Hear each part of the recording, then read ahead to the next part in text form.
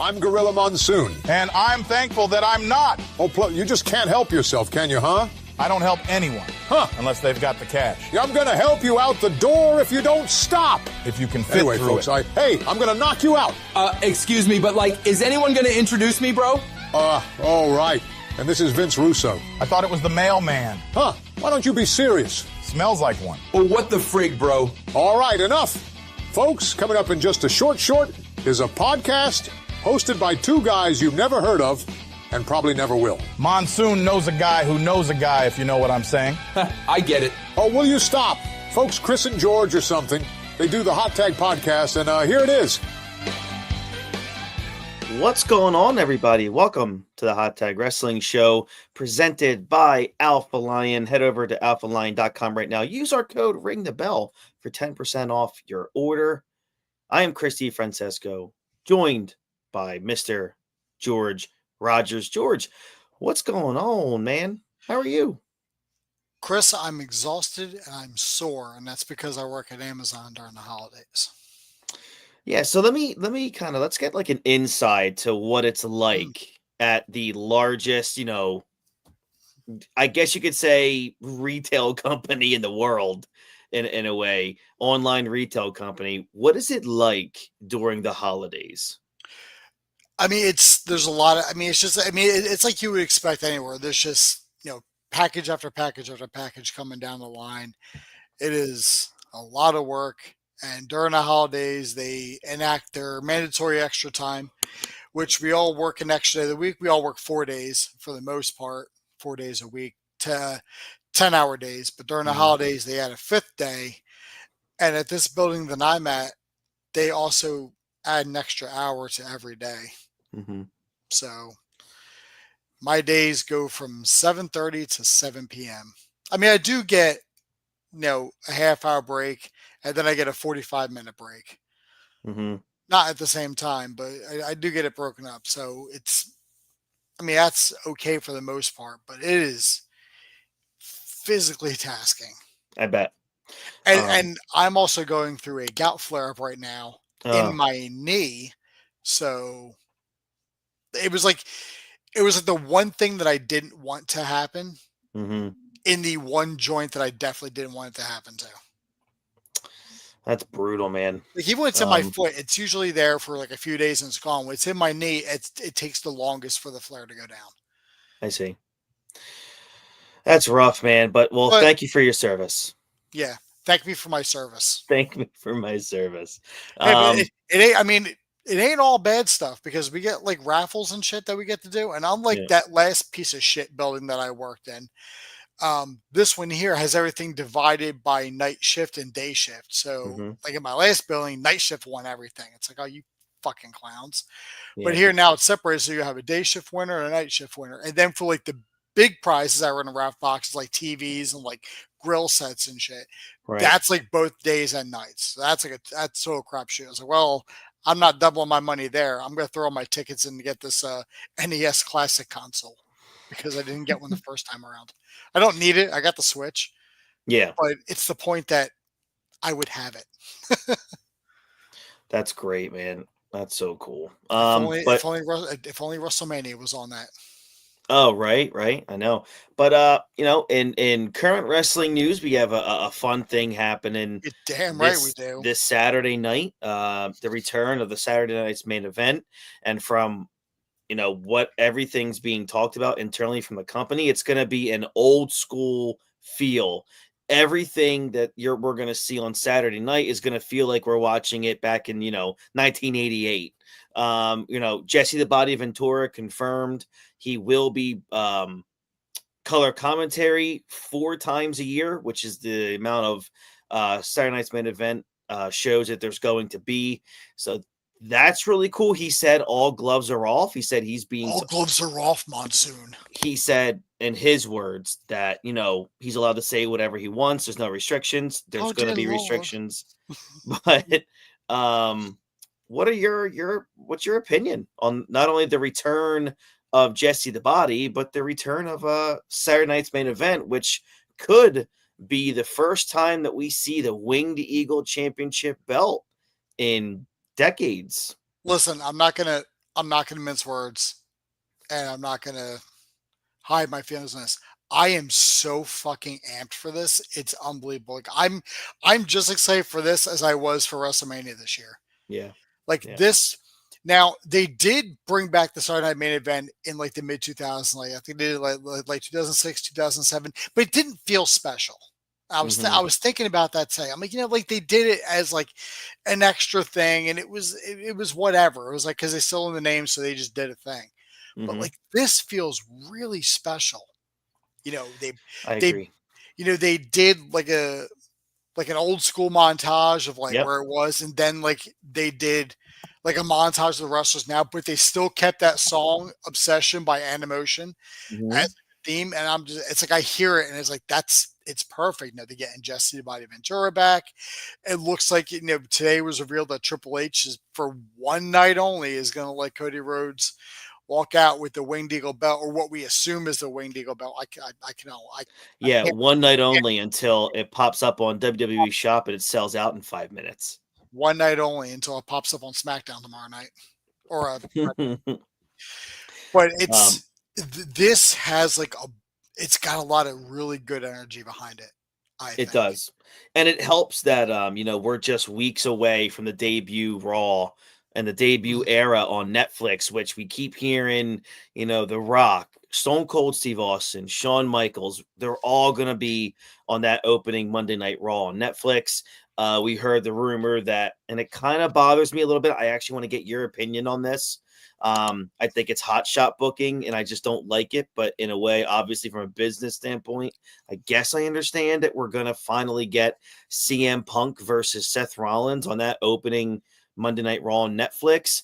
I'm not happy about that, George. What's your feeling on that? If it happens, I think it's going to be a match. It's going to be full of Gaga. I think the real match is going to be WrestleMania. Okay. All right. Because I can't see that being their only match. There's no fucking way. Not with the build that this feud has already. Like even stemming from Punk's debut at Survivor Series last year. And like I agree. And Rollins losing his shit down the ring, and these guys have been separated for so long, and it mixed up a little bit. Punk was injured, came back, did his thing with Drew, and like 2 weeks ago, like the night after, or 2 nights after Survivor Series, we got that in-ring confrontation between Seth Rollins and CM Punk that we've all kind of been waiting for, and there's more of it going on. There's no way this is just going to be a one-off thing, January 6th, 2025 on Netflix. There's no way. There's going to be more to it. There's probably going to be some like Gaga in this or some sort of fuckery. Yeah, I hope so. I really do. All right, so let's get to the reason that we are here. We are doing this live on the exact 29th anniversary of the Monday Night Wars that occurred on December 11th back in 1995. George, like, I know maybe I'm the only person that maybe gets geeked up for the little nuances of what we are doing with this, but it's pretty cool how we're lining some of these up on the day. That like 29 years ago on this day, this Monday Night Raw went up against Monday Nitro live on TV. How cool. It kind of just puts you back. I love a good anniversary day. I mean, you look at us over on Multiverse every now and then. We'll get a movie. We'll get a review in that's dead on the release date, and it feels good when you get that. It's like we got one. Yeah, just lined up, and it's perfect. It's like watching Price is Right, and someone spin the wheel and they get it on $1. Yeah, it feels like that. I agree. All right, so we are going to start this one off with the WWF. So let's do it. Let's get to it.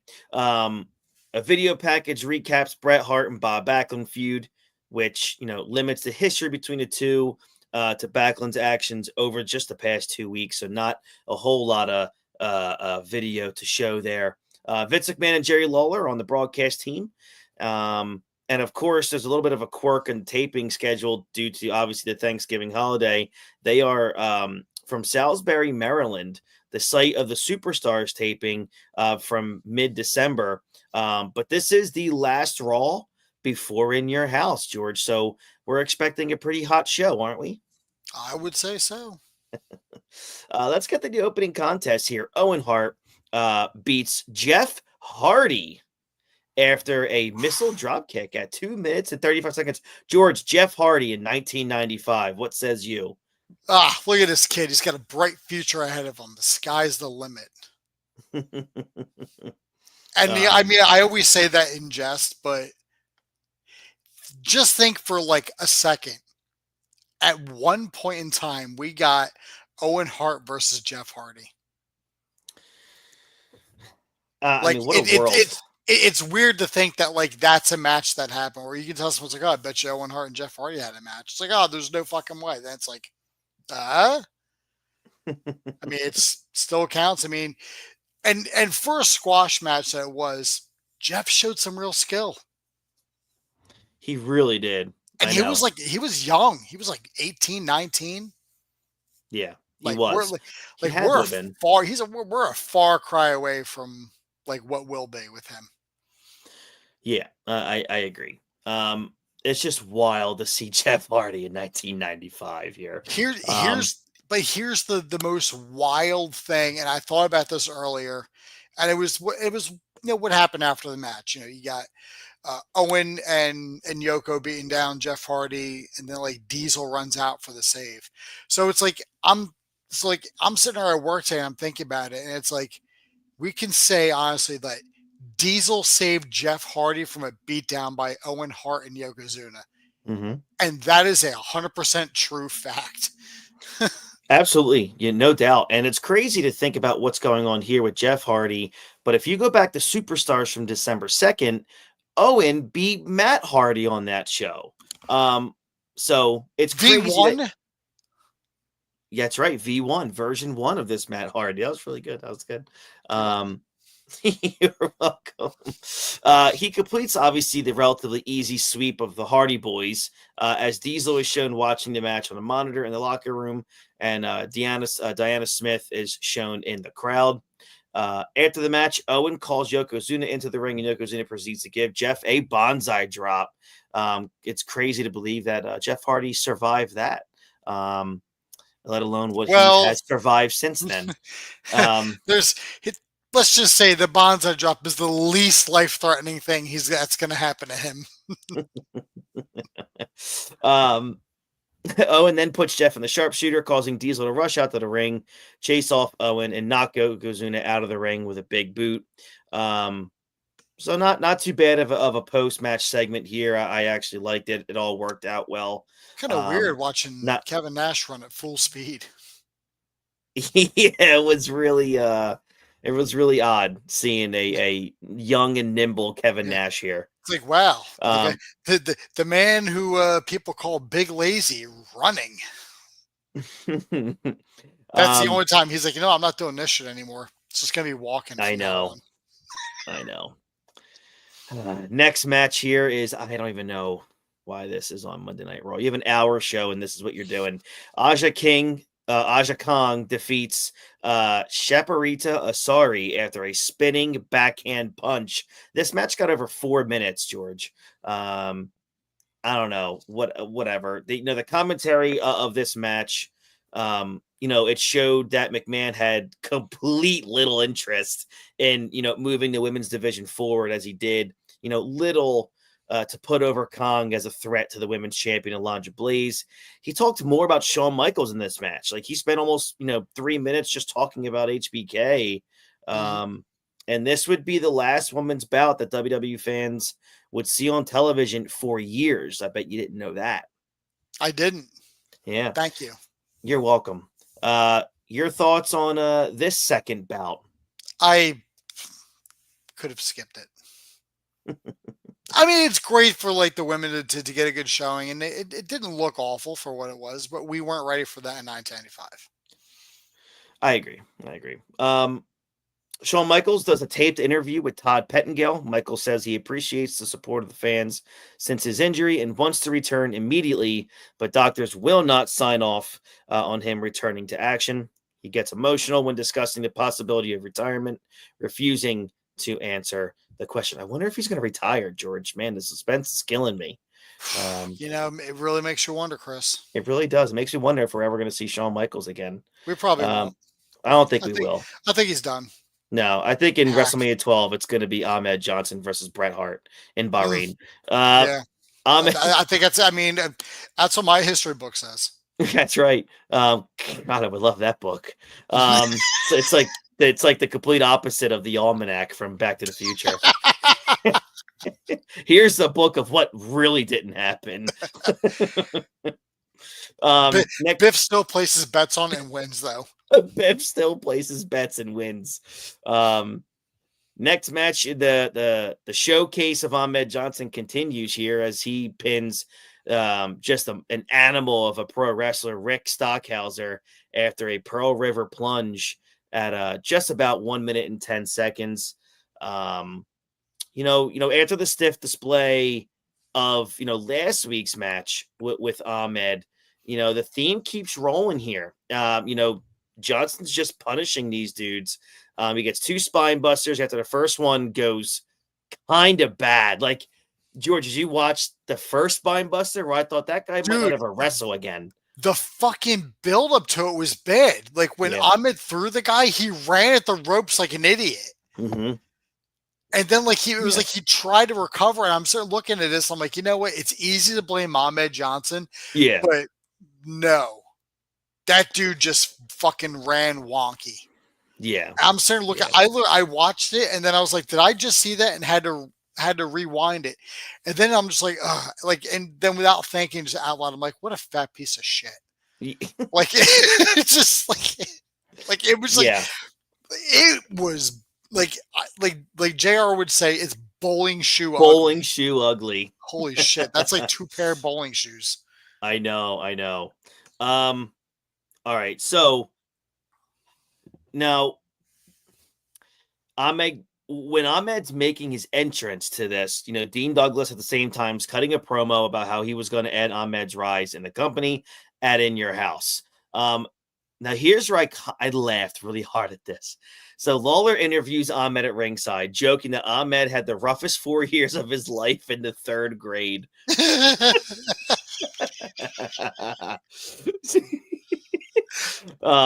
Ahmed says that Douglas talks a good game, but is not willing to confront him face to face, and tells Lawler that he should sit down unless he wants some problems down the road. Lawler opts to sit down. Obviously a wise choice when confronting this monster that was Ahmed Johnson at this time. Just, man, that joke that Lawler told, I laughed out loud. It was so good. That's like back when Lawler would have like really good zingers. I forgot that I meant to write it down. Like he said one about Stu Hart's birthday, and it was just as bad. Oh no, he said that he's 80 years old. It's like, Stu says, you're only as old as you feel, and he feels young, so young that he's reverted back and he's wearing diapers again. It's really good stuff, man. You can't write that. Doc Hendricks puts over the WWF's denim jackets for Diesel, The Undertaker, Shawn Michaels, or Bret Hart. Hey, look, you can own those jackets for a smooth $59.75 plus shipping and handling. Chump change, man. Oh, and also you can only buy one in the continental United States. So Bahrain, my bad. Vince McMahon interviews Sid, the 1-2-3 Kid, and the $1 Million Man, Ted DiBiase. DiBiase puts over the power of his new tag team unit, while the Kid reinforces the fact that he does not care about the fans and just loves money. He also accuses Ramon of manipulating him for years. Sid says that the $1 Million Corporation is a family, and he looks forward to beating up Marty Jannetty at In Your House. The booking for this tag match has been fine, but something is just really, just making people not want to see this. Maybe it's Marty Jannetty. I don't know. Maybe it's people just don't believe in 1-2-3 Kid as a legitimate anything other than a, up from the bottom baby face. But, again, George, and this is why I sent you that voice message last night, because I was watching this. And then again, I saw Sid, and I'm like, damn it, why is he not in WCW right now as the heater for the Four Horsemen leading into 96 to go towards the NWO at some point? Yeah, Like it just pisses me off. It did. The thing is, and the problem is, it's been the booking of the $1 Million Corporation. Yeah. It's bad. Yeah. So Very. it's like, why should I care about them getting a tag title match when they haven't done anything collectively that makes me want to like think that they're any sort of a threat? Right. Right. Ooh, you took the Undertaker's urn. Great. You and 50 other people. Yeah, you and everybody else. Yeah. You're a big boy there. But it is odd. Maybe what ticked me off is the fact you're seeing Sid with the 1, 2, 3 kid and Marty Jannetty. And I'm thinking this dude could be right now with Benoit, Arn Anderson, and Ric Flair. Like, come on now. Just ridiculous. It really just bothered me. It shouldn't have, but it did. I think it's because, again, this is what's cool about us going back in time and watching these Nitro and Raws at the same time. Because you look at like, man, what little things could have been different here. Yeah. And I that's why I felt just adding Sid to the Four Horsemen here in late 95. Oh man, it would have been good stuff, man. It would have just been good suit. All right, next match here, a non-title match. Bret the Hitman Hart coming in as the incumbent WWF champion, beats Bob Backlund via disqualification after the Bulldog runs in at just about 11 minutes. During the match, Jerry the King Lawler gets into the crowd to interview Diana Smith, who puts over her husband's wrestling and that she loves Jim Cornette for getting her husband some title shots. Man, if you hated Diesel, British Bulldog, and In Your House 4, you are going to hate this one as well, since Backlund spends most of the match just working over the arm, just so boring. You could hear boring chants in the crowd on Peacock on my end. Backlund's ring rust it shows itself, and it was really difficult because he couldn't even feed into Bret's comebacks. Bret is poised for a victory for that second rope elbow drop when he goes for the sharpshooter. A run-in, obviously, by the Bulldog causes disqualification because Backlund has to be kept strong for reasons unknown to anybody.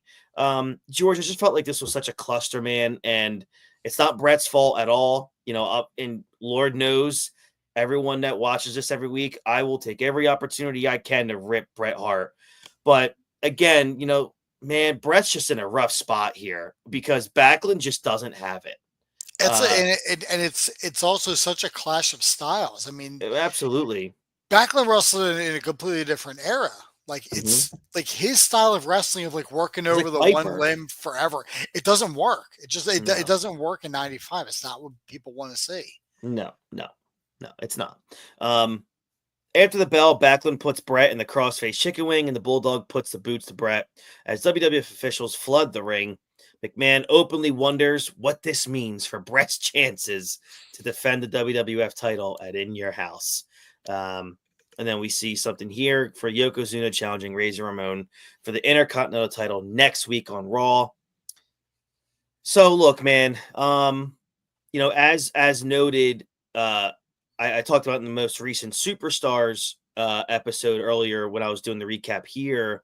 The build for In Your House has been very mediocre, man, in my opinion, especially the WWF title match. I mean, we just talked about this non-title match here. The company's hyping the main event by saying that Bret has never, beaten Bulldog. They left it at that. But they've done very little to create tension between both these guys on screen to really, in my opinion, George and I, we talked about this. Mm-hmm. To me, Bulldog just doesn't feel like a threat whatsoever to Bret's title. No, do you agree? They've done nothing with him. Like, I know, yeah. If you want to build him up to be a threat, why are you having him in squash matches? Mm-hmm. Exactly. Like, why is it only Ahmed? Like, why am I seeing Ahmed Johnson have whatever? Yeah. Right. Give me Bulldog like squashing people.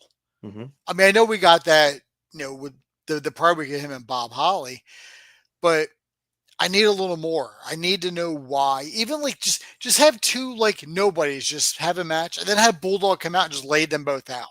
Mm-hmm. I agree. Give me something to make me believe in this feud. Like I don't give a shit. This could just be another episode of Raw. Mm-hmm. Agreed. Also the tag team match between Sid and 1-2-3 Kid and Razor and Marty, I just think is a big giant waste of time. It would have been better for Sid and the Kid to maybe face like the Guns for the tag team titles, or book 1-2-3 Kid against Jannetty as what happened in that Survivor Series opener. That's just my opinion, my take on that. The WWF obviously wants to eventually get to Razor Ramon and Kid, so why not put over Kid in a big way to get there rather than booking a match where just one side's going to have to lose? It's just a damning indictment to me of that the biggest moment of the past month of Raw was that Raw that we covered weeks ago, man, when Diesel became that tweener babyface heel with that incredible promo, and Shawn Michaels, collapses in the middle of the ring. After that, man, I felt like creative just went in this weird cruise control mode, and it's been detrimental. What says you? Yeah, it's like Vince is trying to get people to buy the pay-per-view on just the strength of the names, but that doesn't work. Right. Like, we need the story. We need to know the hows and the whys. We need to see the build to get to it. That's like the basis of what pro wrestling is. It's not Give so much me stakes. I need something to sink my teeth into. It's not so much the match. I don't care about the match. Tell me why we're at the match. I agree. It's just real piss poor. And maybe it's because, again, in this era, maybe they just don't really care that much about In Your House. But, man, Nitro or WCW's right on your tail. Like, I would, these are... It's almost like they're just napping through to get to the Royal Rumble. I think you're spot on with that. But if that's the case, then why even bother having it In Your House? I agree. You don't gotta tell me twice, man. I agree totally with that. All right, so let's move over to the other side here, what the world was watching. George, what was the Monday Night Football game? I'll look it up because I didn't look it up before. Actually, I did, then I forgot. I did, then I forgot. I'm going to look it up right now.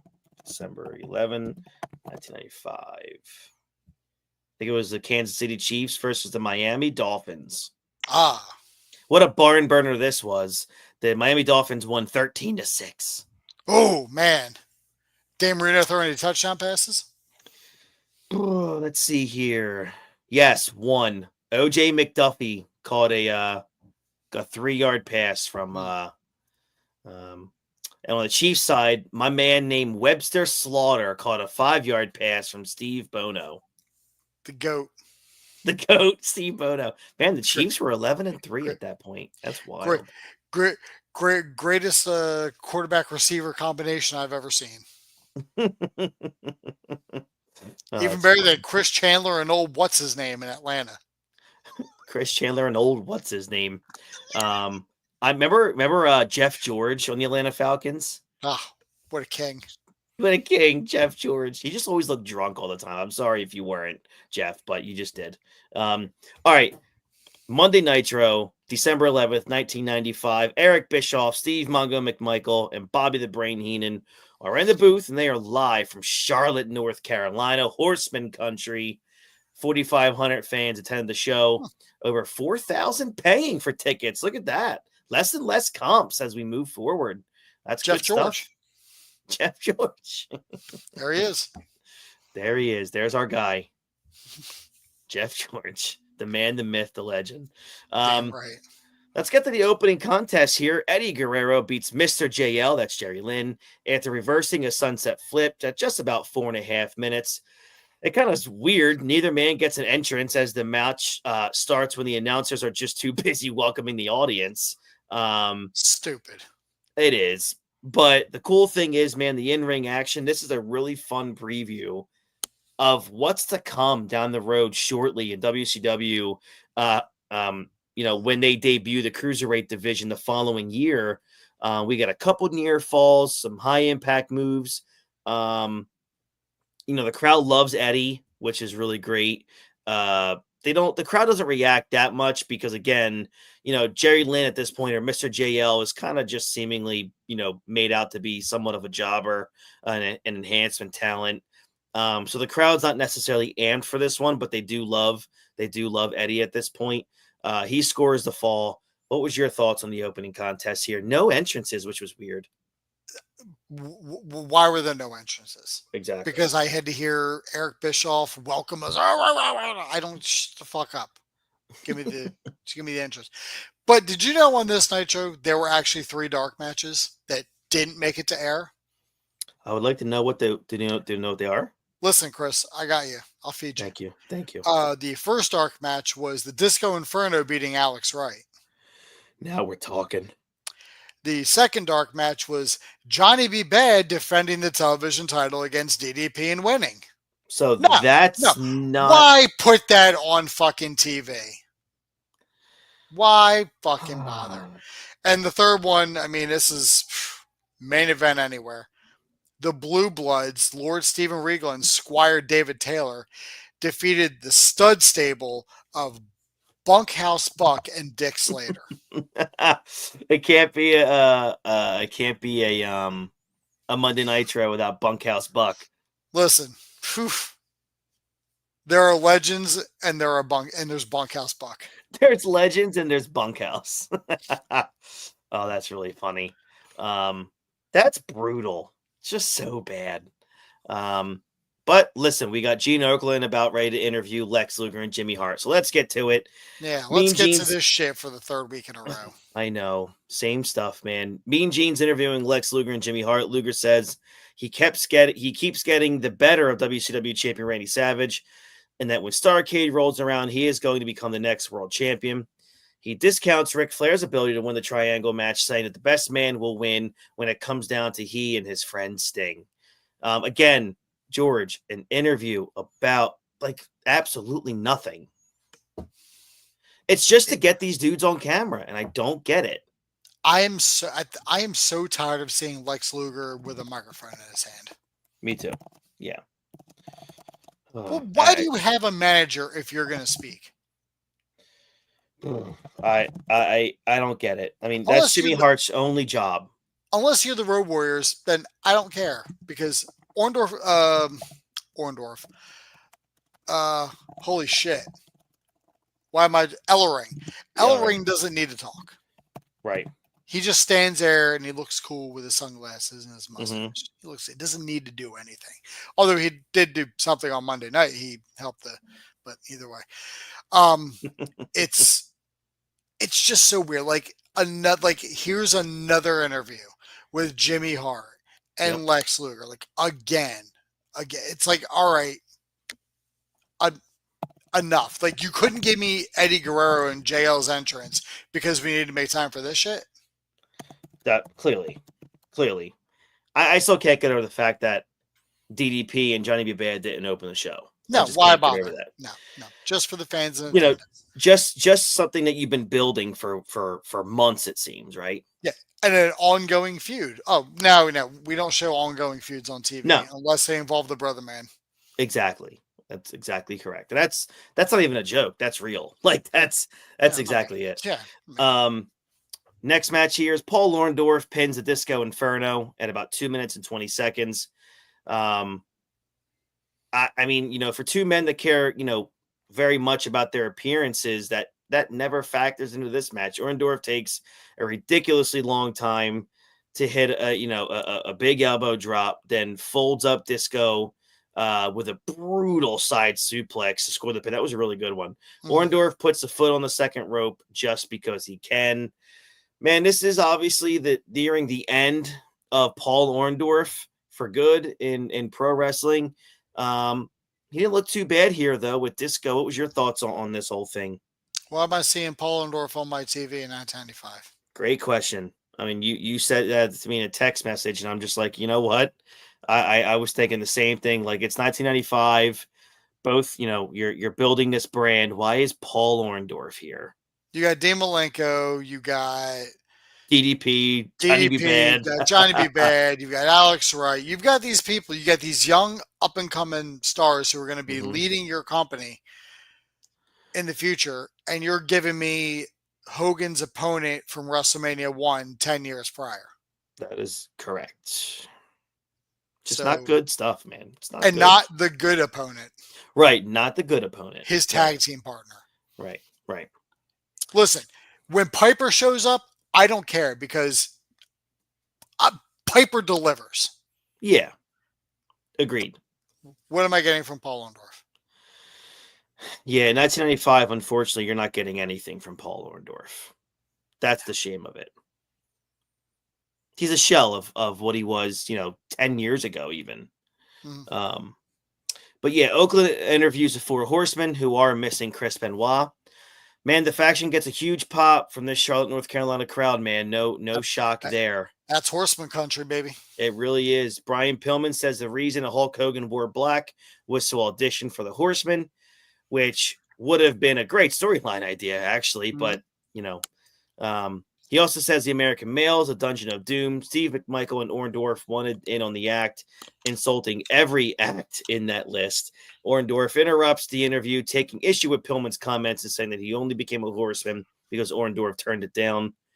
Pillman tells Orndorff that he is mediocre, and when the two brawl, the Horsemen's group loyalty takes over, and Orndorff is given a spike pile driver on the cement. This laid the groundwork, man, for an interesting Orndorff babyface comeback a few months later. But again, he was forced to retire, due to his whole right side of his body atrophying, which was pretty horrible. Yeah. I don't think he even returned to a ring until I think Fall Brawl of 2000. I read, which is crazy. What was your thoughts on this whole little segment? I thought it was really well done. It was really well done, but what the hell's the purpose of it? Zero purpose to it. Why am I? What? Yeah. Of all the people the top heel stable Mm-hmm. in the company, of all the people that they could be taking out, like Sting, he's your opponent. I'm watching George, I'm really, honestly, getting really tired of you bringing logic into this. Oh, fucking excuse me. I'll turn my brain off. Instead, I'm watching a 46-year-old man and a 37-year-old man and Brian Pillman attack another 46-year-old man because he took exception to Brian Pillman insulting him for not being a Horseman. Although Paul Orndorff in the Horseman, that would work. Absolutely, although that would have worked 5 years prior to where we are right now. That's does not correct. work. That does not work in 1995. But like in the past, like the early days of WCW, oh hell yeah, that would have worked. Early days, that would have fit. Like 1992 and 3 and before. Oh, count me in on that. That would have looked real damn good. Yeah, I think Orndorff was teaming with Paul Roma there. I think their comes was pretty wonderful. And only one of them was ever good at anything. That's Paul Orndorff. Yeah, only one of them was pretty wonderful for a time. Yeah, and it was not Paul Roma. Yeah, Paul Roma sucked all the time. Heenan, Bobby the Brain Heenan leaves the announce booth to go check on Orndorff's condition as he does a stretcher job during the next match. The next match is Lex Luger, who beats Hacksaw Jim Duggan via submission to the torture rack at 2 minutes and 45 seconds. Dude, this crowd, I feel bad. They could have cared shitless about Jim Duggan at this point. Yeah, same here. They were just chanting Luger. Yeah, they were all for Lex Luger here. That crowd was all over Luger. Duggan beats Luger down, starts taping his fist when Hart jumps on the apron with Duggan's 2x4. I'm surprised Jimmy Hart could lift that thing. When Duggan returns to face Hart, Luger clocks him in the back of the head with a forearm and then a torture rack for the big dub. A big pop. This is Lex Luger's 7 straight singles win. Tune in next week when Luger's doing something heelish again. Yet touted as a big baby face. And your thoughts on this match, George? But before he does that, he's going to have a rant promo with Jimmy Hart. So that's correct.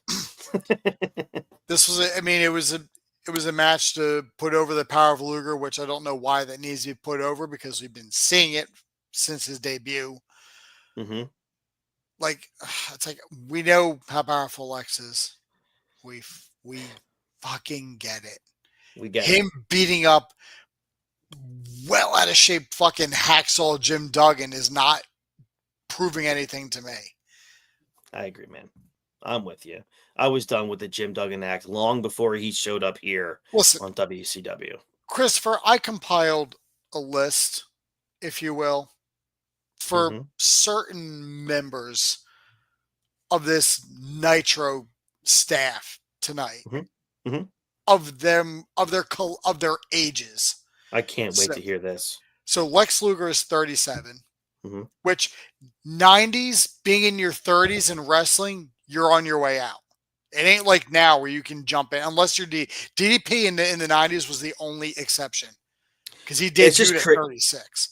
Yeah, it is kind of crazy when we see these ages here and we're like, wow, he's such an old man. Like Finn Balor is like 43 years old. Yeah. And we're all like, and looks way better than anybody that's on Nitro right now. Exactly. Yeah. But like Lex Luger is 37. Jim Duggan's 41. Paul Orndorff is 46. Hogan's 42. Sting is 36. Arn is 37. And Flair is 46. Arn is how old? 37. Arn looks like he was 37 in 1984. Yeah. Dude, Arn Anderson, man, that dude. He in high school, he must have been like the bodyguard because he was like he could have gotten everyone beer when he was a sophomore in high school, I'm sure. Yeah. Oh, that's the teachers. The teachers are bumming smokes from him. The teachers are paying him for cigs. Paying him for Lucy's outside the 7-Eleven. Yeah, you got his ninth grade math teacher bumming some Salem Lights off of him. Yeah. And then he took out his wife. It's so good. Oh my God. Mean Gene Okerlund here interviews WCW champion Randy Savage. Savage says that he is not worried about the Giants since they are facing on the next Monday Nitro, and that could obviously wreck his Starrcade plans. I guess this was just to get Savage on camera tonight. Sure. Again, like these are just promos, dude, that I just don't understand what they're trying to accomplish with any of them. Again, like I said, I think all these promos with Luger, with Savage or Jimmy Hart, it's to get them just to show up on camera.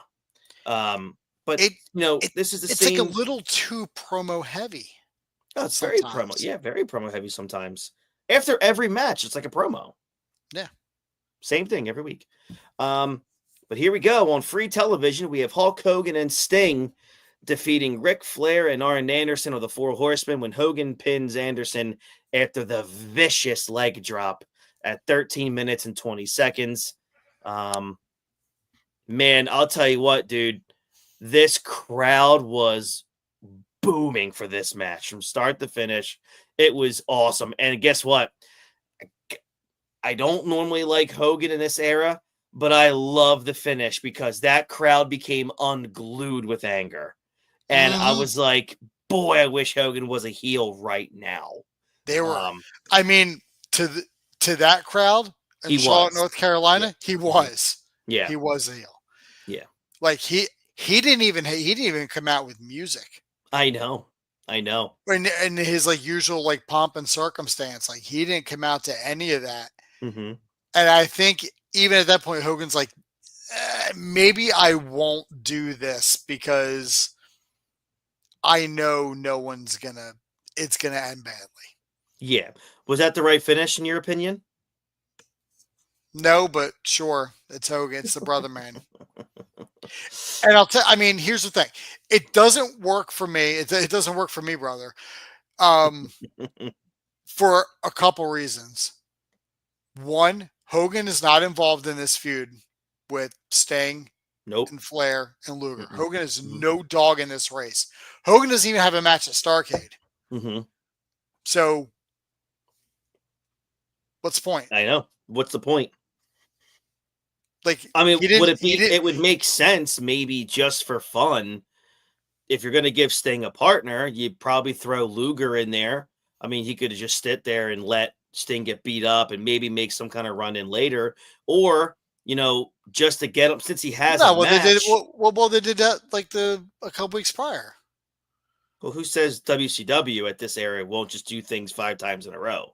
True. But I'm just saying, even and the other guy you can throw in there as a babyface, just because he does have a match at Starrcade, you could have put Macho Man in Sting's corner. That could have also made sense. Or you just flip it the other way, and Sting is the one that gets the pin. That is what I would have done. I would have had Sting get the pin. But God forbid the brother man doesn't get one over. Yes, obviously Hogan's got to drop that big leg, and he's got to be the one pinning Arn Anderson here. So right off the bat, Hogan is salty right out of the gate, upset that Sting makes an entrance without him. The crowd is very invested in this one, sticking up for the homegrown Horseman against Hogan, who receives loud orchestra of boos. I mean, you could hear audibly the entire time Hogan sucks chants. There's no way you could have edited those out without it really affecting the show, because they were powerful. They really were. It was fantastic. They pop for all the cheating, including a spot where Anderson DDTs Sting when Sting puts Flair in the Scorpion Deathlock. Then we got halfway through the match. Luger comes out, attacks Hogan, briefly putting him in the torture rack as the Horsemen work over Sting's left leg. Hogan eventually gets a cold tag as the crowd just boos, does not care. He hulks up from a spine buster and pins Anderson after a leg drop. Based on that Luger interference, obviously WCW now has a perfect way to put the heels over and make the crowd happy, but nope. They had to put Hogan over everybody else again.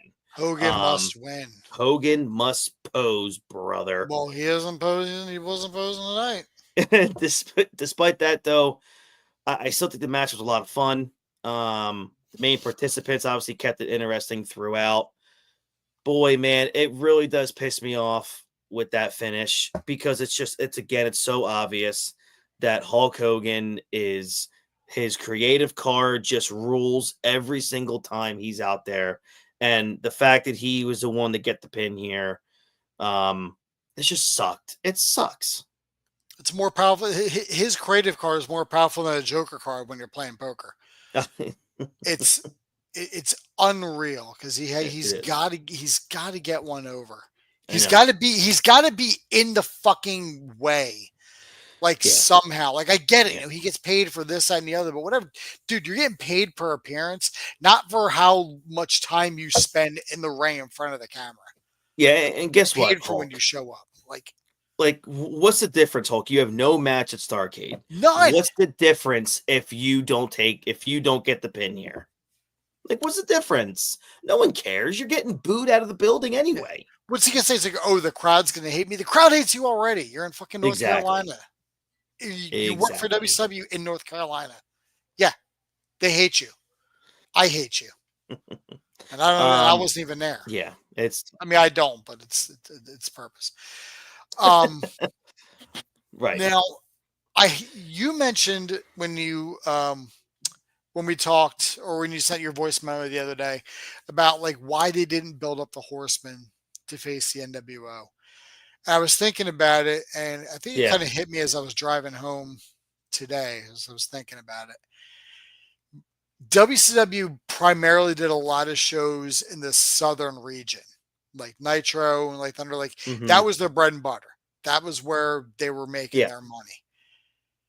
You cannot have the Horsemen go up against the NWO and not have the NWO just look eclipsed. Right. In terms of popularity. Right. There's hands down. I know, the heel face logic, that's one thing.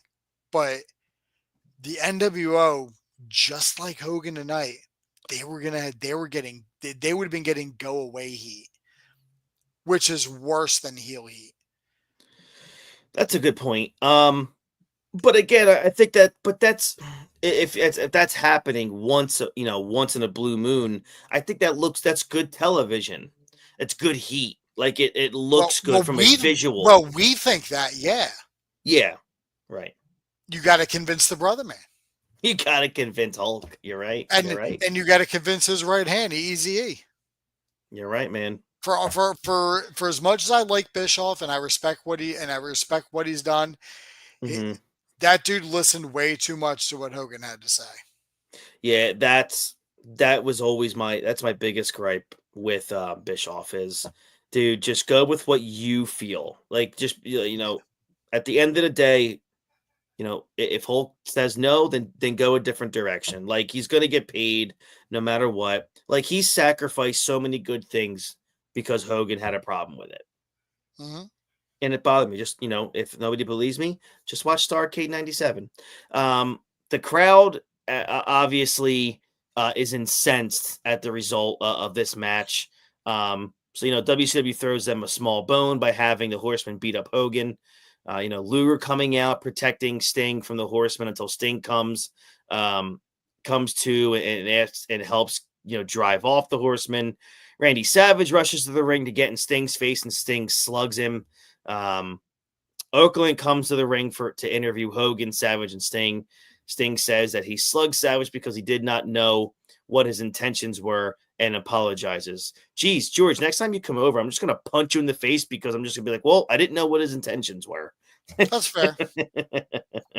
Hogan sticks up for Sting, saying that he saved him from the Horsemen. Hogan warns Savage and Sting that Flair is the real enemy. Savage and Sting make amends to end the segment. Obviously, next week on Nitro, we have Randy Savage defending the WCW title on free television against the Giant. Overall, man, what was your thoughts on this Nitro? Why was Hogan involved in that after match nonsense? Agreed. Again, he doesn't belong. Again, he doesn't fit. No, like at all. Like, dude, you're not in the title picture. You're not in the main event. You're not going to be at Starrcade. You don't matter. Just take your fucking lumps and go somewhere and let Okerlund just interview Savage and Sting without you running in. Hey, what's the problem, man? What are you doing here? We're all friends here, man. What you got to be doing? I'm on suspension. He said, I'm on suspension. Not I'm on probation. He said that. I was like, did that motherfucker say he was suspended when I just watched him have a match? Hulk's my favorite. I love him so much. It's like, dude, I don't need you to be the mediator. I need you to get the fuck out of the ring.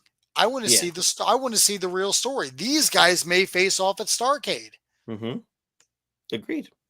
All right. So my final thoughts on this Nitro and then the overall Monday Night War here of December 11th of 95.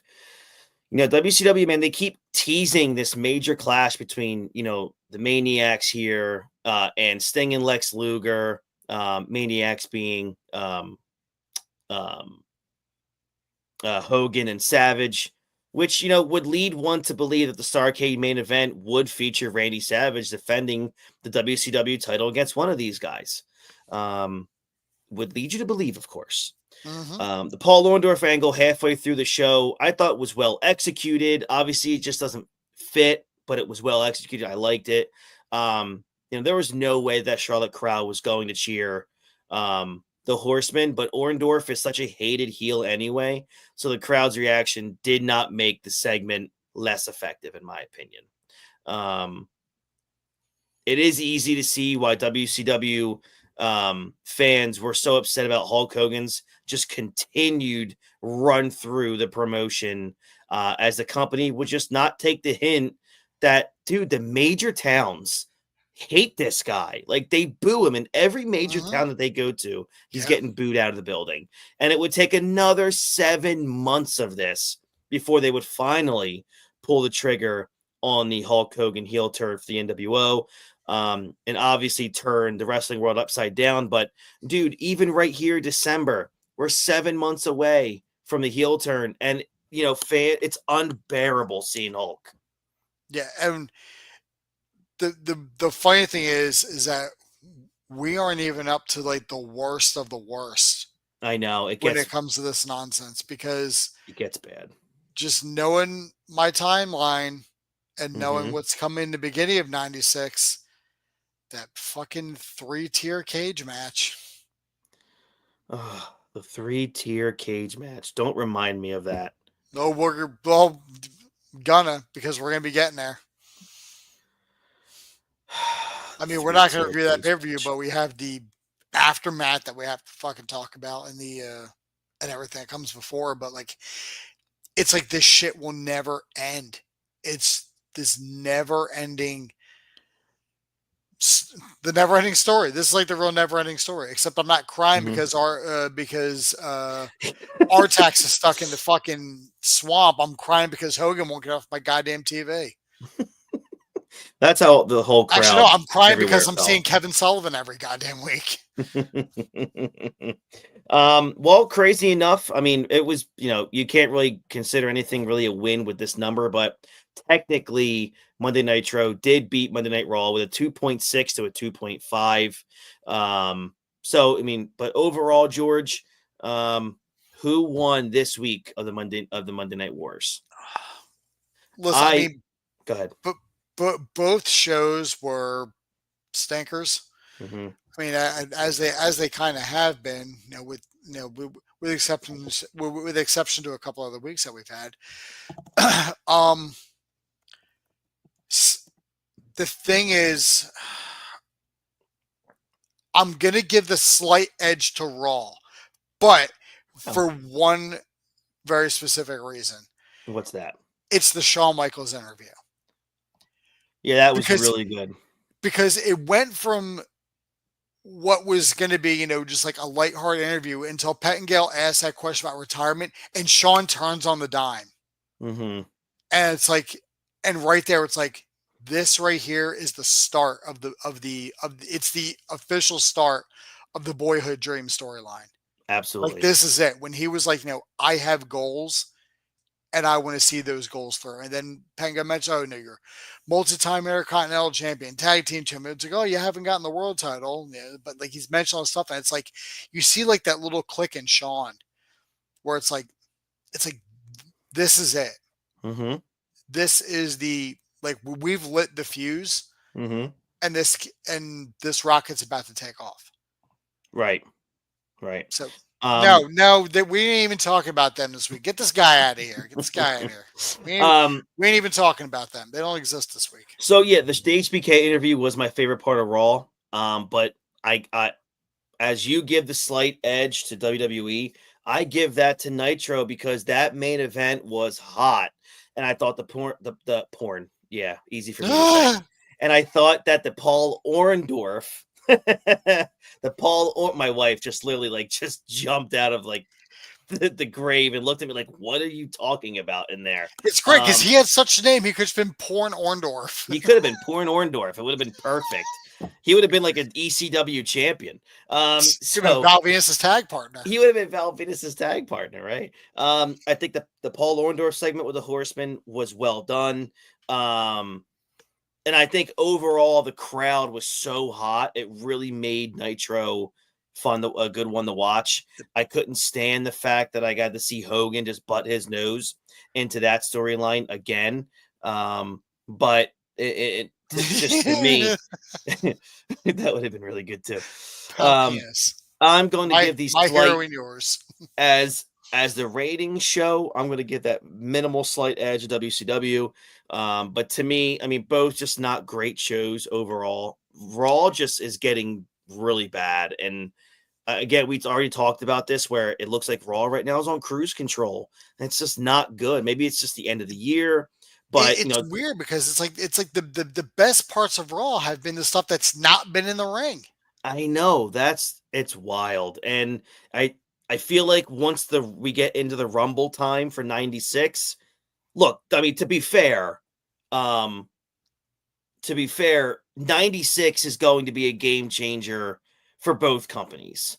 So, but I feel like WWE kind of finds a little bit of a fun ground here as we get into the Rumble towards WrestleMania 12. So, WCW usually builds towards October with Havoc and then December and Starrcade, whereas we're now getting into the big, right. So now we're getting into the big season for WWF, which is the Rumble into WrestleMania. So it's going to be interesting to cover those shows live as they're happening. I think it's going to be fun to cover, Michaels getting to the Rumble and winning it.